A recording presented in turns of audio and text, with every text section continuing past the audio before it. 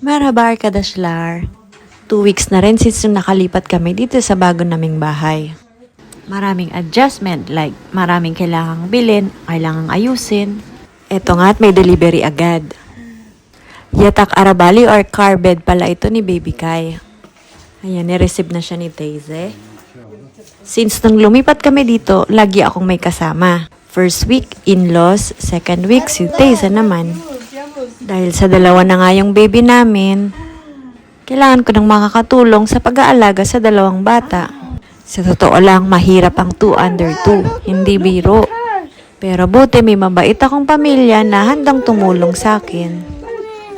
Ayan si Kai, sobrang saya niya dahil nakakita na naman siya ng car.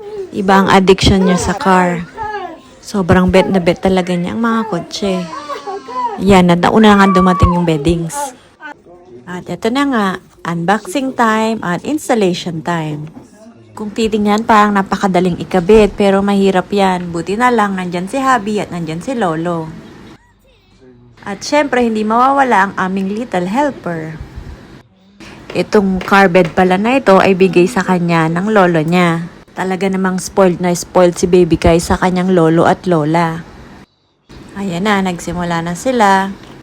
Hindi dire-diretso ang pag-install nila kasi si Habi kailangan pumasok sa work. Siguro mga 2 days nila yan ginawa. Kasi nga, kulang sa oras. At yung bed nga pala na yan ay may compartment. So, pwedeng maglagay sa ilalim. Sabi ng kanyang lolo, bagong bahay, kailangan may bagong kama.